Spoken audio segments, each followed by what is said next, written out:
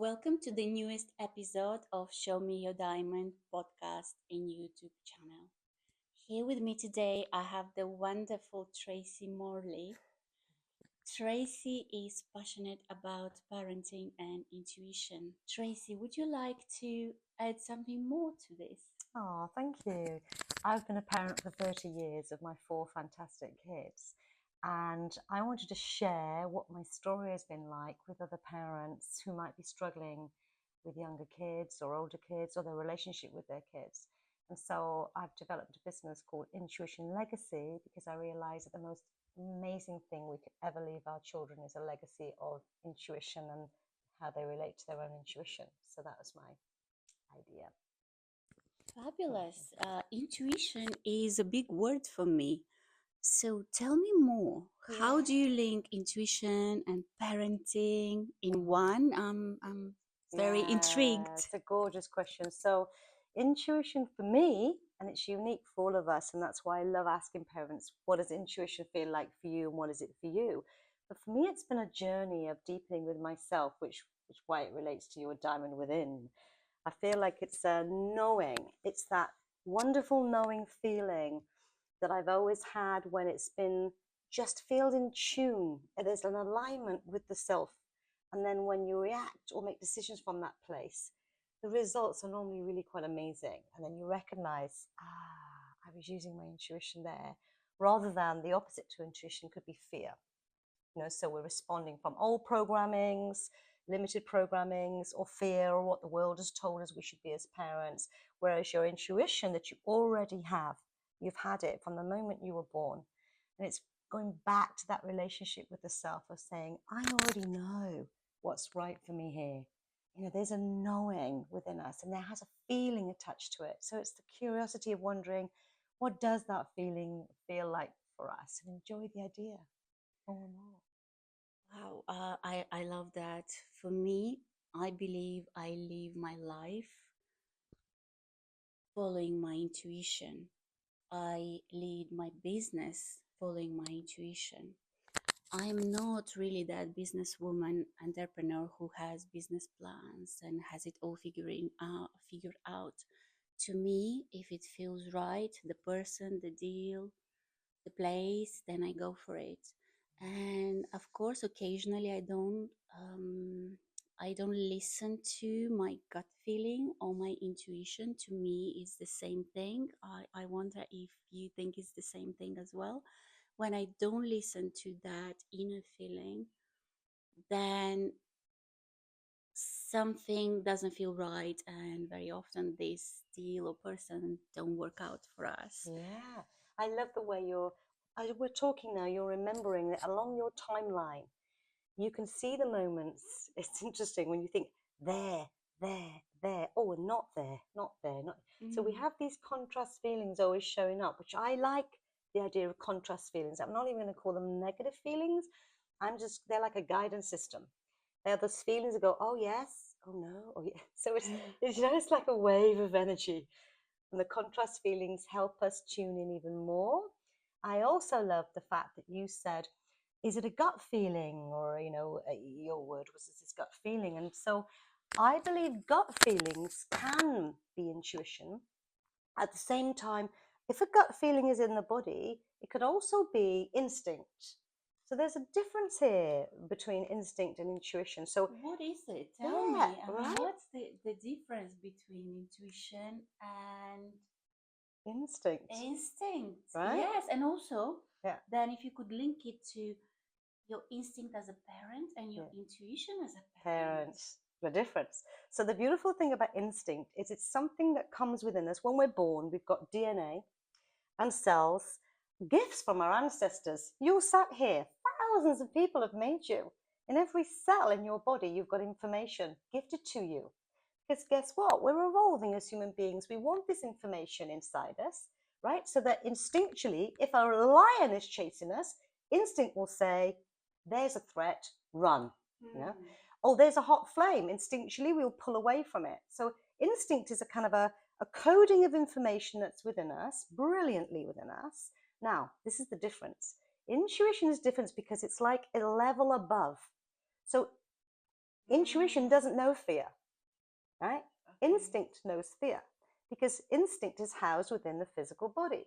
The physical body will do fear because it has to protect its physical thing.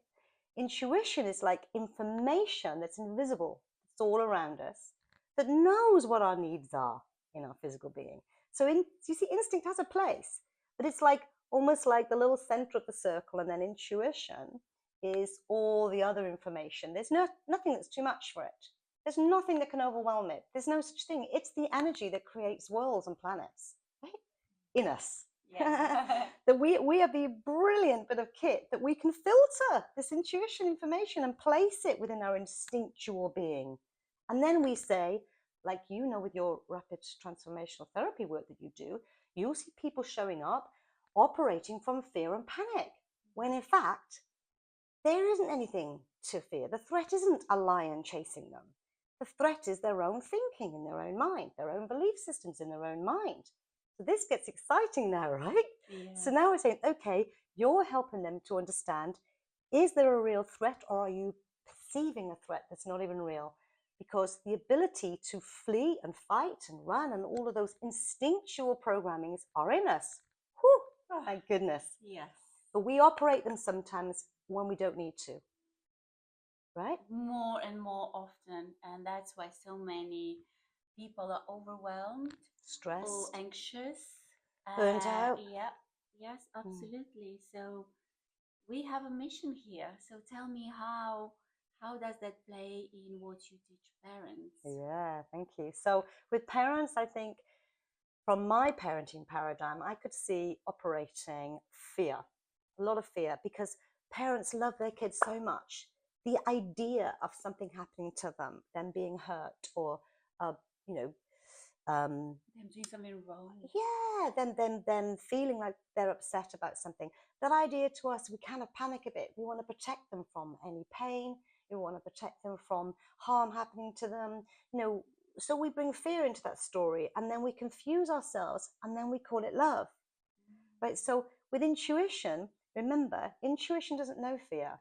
When you're operating from intuition as a parent, you are connecting with your child and you are understanding the complexity of a situation, and you are seeing them and reading all the information, and intuitively you'll think, wow, I need to say this now, or I need to say nothing now, or I need to just let them be, or I need to go in and ask questions.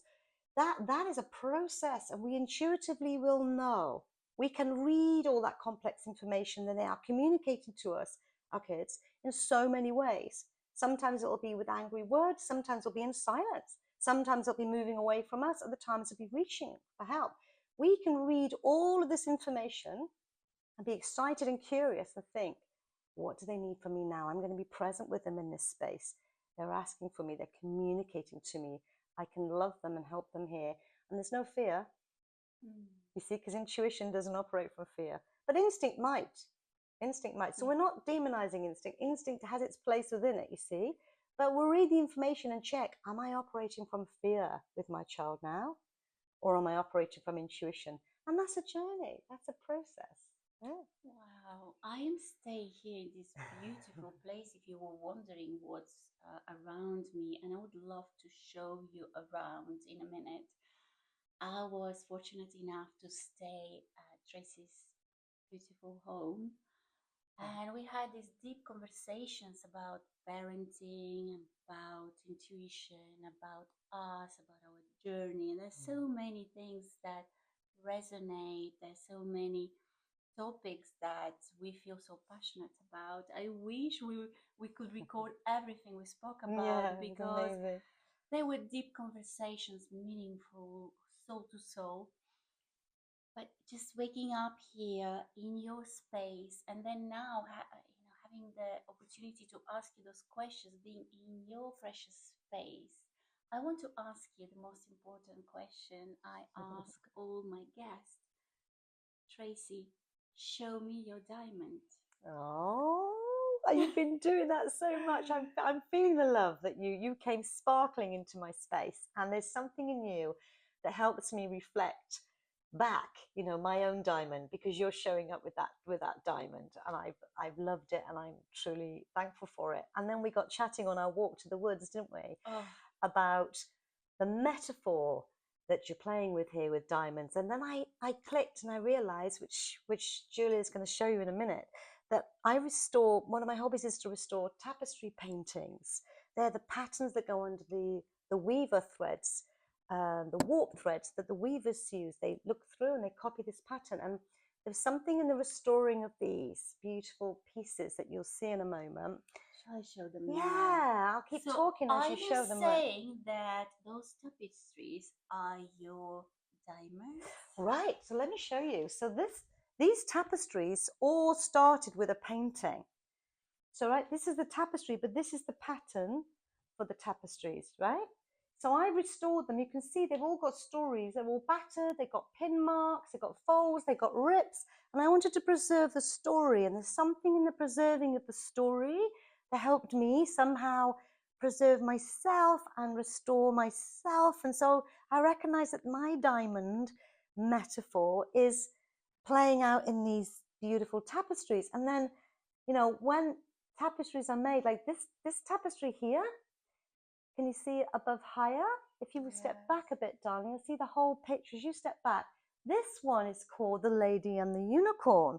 And this is what started my passion for tapestries, because these ancient tapestries, this is the copy, they are 15th century tapestries, and they're all about the six senses.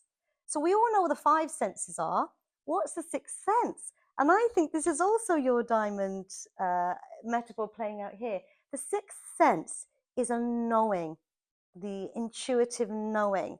And to me, it's that's got diamond potential. It's that gifted in us is this ability to use all our senses and read the environment so that we can show up as our sparkliest self. So I love that you made that connection for me, and I'm surrounded by my diamonds, and this is the metaphor of them.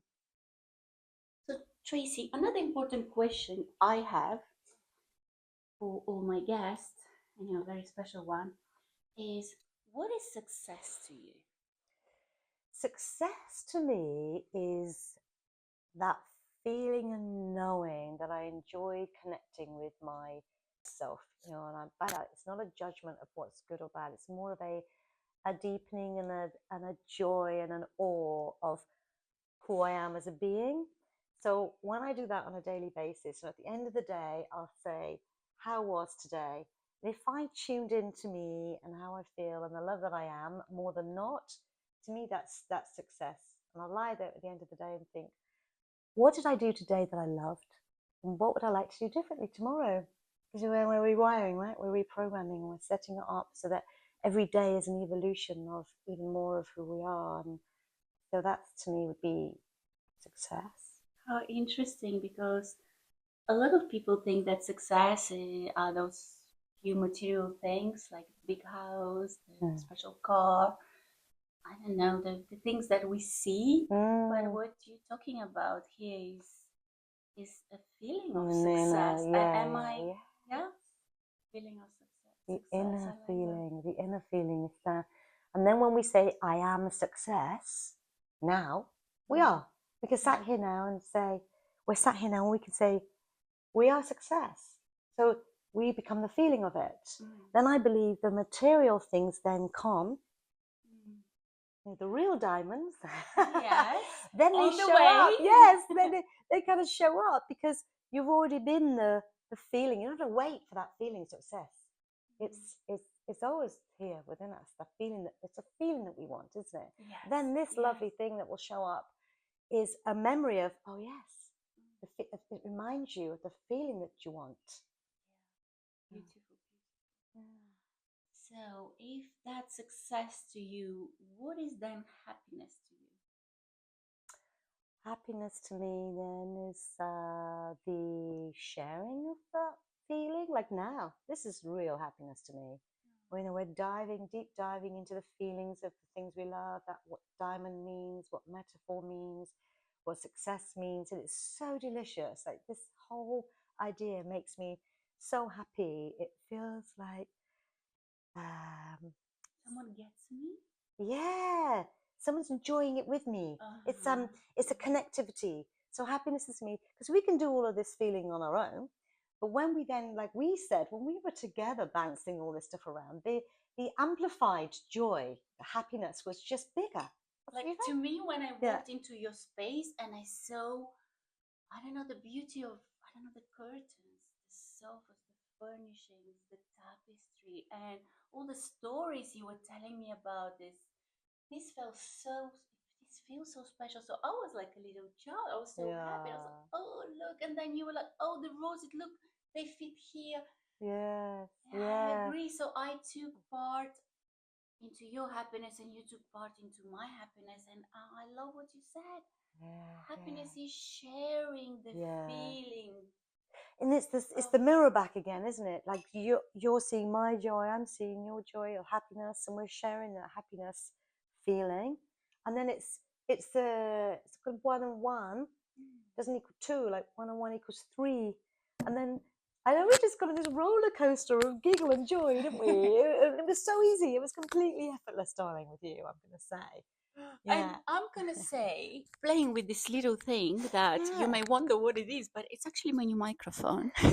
And I wanted it white because why would I? Well, why would Julia Castelli has a black microphone like everyone else? I needed something different. And actually, there was a choice of pink. Maybe next time I get a pink. So, to me, I choose that 1 plus 1 today will be 11. Oh, I love that. 11 is such a magic number for me.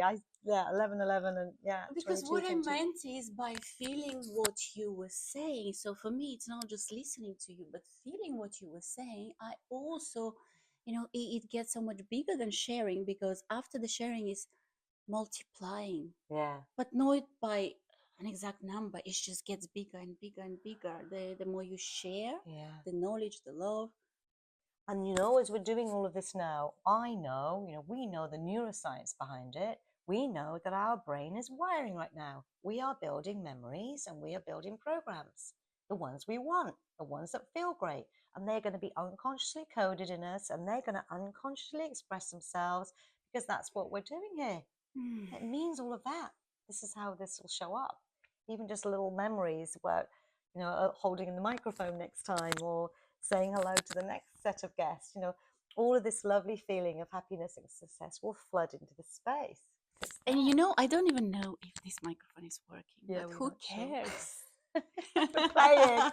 We're playing with life. We're It's more playing. like an ice cream than Yeah. microphone, but there's a green light, so it might be working. Yeah. But so, because the reason I created and started this podcast, Show Me a Diamond, is a play of words because I have been luckily called the Queen of Diamonds, Sherlock Holmes of Diamonds, Diamond Huntress. And yes, I do hunt for diamonds and jewels in my day job. And in my other job, which wouldn't be a night job, it's still a day job, I help women find their inner diamond. So, in this podcast, Show Me a Diamond, I would like my guests, and they're very specially selected, I would like them to share some pieces of wisdom that we know that this wisdom comes when we go through pain, when we go through our lows, The before we contrast reach our feelings. highs. And I love what you said that there's no negative feelings. Even the word is wrong, right? They're not negative. They're there to teach us, to show us, to make us aware. So share with us one or more, if you feel like, of your lows and how did you get back up? Yeah, absolutely. I love that because when I look back along my timeline, I can see the moments where I thought, gosh, I'm alone. I'm truly alone. And even just recently, I got stuck in a lift. I was at a Mind Valley event in Estonia and I got stuck in this lift. And to me, that could have been a low moment because I had no way of contacting anyone and getting in touch with the outside world because my phone wasn't working. And I had to go old school and literally bash on this lift and scream out and say, help. And I'm not normally very good at asking for help. I'm good at giving other people help. And then I was forced to. I had to stop in that moment and realized it's okay to ask for help. And some gentleman came out and then he found someone else that spoke English. And between us, we collaborated. And the lift engineer came and, within an hour, I was out of the lift. But And I was shocked. I'm going to say the heart was going up. There was this trapped feeling, and you suddenly remember all the other times you may have felt trapped. But to leave you on a story that serves, all of those moments stopped me in my tracks. Otherwise, I might have been rushing off to do something. How can I give to other people? And there was something in that contrast moment that made me think, I've got to stop. I've got to breathe. I've got to press the pause button. I've got to ask for help. And people will want to help me. It's not me, the only one that wants to serve. It's not you, the only one. It's okay to say to life, help me. And then these lovely people were so joyful that they could actually assist me. And then coming out of the lift, suddenly that feeling of freedom, that contrast feeling, you remember how simple moments like that. It's a little reminder. So to me, it's like that contrast feeling, but they're like waves of energy that come and go through us like this. So now when those challenges show up, I just think, this is going to remind me that the other feeling is coming. It's okay. I'm thankful. Does that make sense? Yeah, so that brings us to, you said thankful, and gratitude is another big word for me and practice. So how do you practice gratitude? And could you share with us, if you practice gratitude, how do you practice gratitude, and leading to what are the special rituals or routines that you have that help you to stay in this beautiful state that we find you today? Oh, thank you. Well, every morning that I wake up, it's sort of easy to be full of thankfulness here. But wherever I am, I always wake up and I connect to myself, and I have these affirmations because words are really powerful to me. They have energy and feeling behind them. And so I've programmed in these words, and every morning when I wake up, I think to myself, I am so thankful that I'm this incredible human being with all these amazing cells. We all are. Yeah, we're all awesome, and we're all so worthy to be here. So to me, there's a level playing field here. I get excited about thinking, what is today going to hold for me? And I already get excited knowing that I'm going to be tuning in and out of intuition, hopefully more into intuition than out. So I say these affirmations. I say to myself, I am courageous expression, nurtured through my self-worth awakening so that I can honor wholeness. And that gives me a sense of purpose. It reminds me how beautiful we are. Those words will then just become the chemistry of my body. We make our chemistry. We're alchemists. We make our diamonds, right? Yes. We are forming them all the time, polishing, forming, shaping, sparkling. And we can do that every morning we wake up. We can just have a simple few moments, even while we're opening curtains and doing chores. It doesn't have to take any time to remind ourselves, whatever words connect us and empower us to come back to that diamond, to that intuition, whatever it is that we feel we need. And I'm so thankful that I get to do that. Wow, that's quite profound. So it's not about writing the gratitude, it's about feeling it and expressing it with your words, because we know that speak it out. The throat chakra is very important, because all of us, we have important messages to share with the world, but so many of us are afraid to speak, to speak our truth. We've done this. We've allowed some dimming from the out, somebody to dim us. And that's where your work is really beautiful, because you help people to go back to a space of wonder. Where is that dimming story? How do we just dial it up and allow the energy to kind of flow through us, so we can truly give the gift of who we are. If you need to write a journal, I do journal as well. If I'm in a cafe, so at home I'll just become it and say it. If I'm in a cafe, I do love writing. Writing is also a flow, a creative flow for me. And then I start to ask, I'll say, intuition, what are you saying to me today? And I have this conversation with this, intuitive part of myself. So it's talking to yourself as well, really, isn't it? And saying, intuition, okay, speak. Wow. What's here? Questions, answers, and you outreach your self-love. That's very powerful. And talking about writing, I can let you on a little secret. Tracy is writing a book. I can't wait for it to be released, for me to read it. So would you like to say something, or would you like to keep it still? Well, it's out there on my Instagram Intuition Legacy social media pages where I'm showing parents about the 7 levels that are within us that also seem to pattern over with our children's ages. And remember, we were children once too, so it also patterns over with our growth as we go through our lives and our children's growth and they go through their lives. I'm seeing all these patterns. So I'm calling that the 7 levels of intuition, just so we can tune in and wonder what needs to be up leveled, what needs to be healed, what needs to be given space to be, you know. And so it's called the present parent, 7 levels of intuition. And yeah, I wanted to ask how my viewers and subscribers can find you. You already mentioned, but please again. So how can people Yeah, find thank you and you. your work? I'm mostly active on Instagram, Intuition Legacy, but I'm also on LinkedIn and TikTok and Facebook. So please talk to me there. Please share with me what intuition means to you.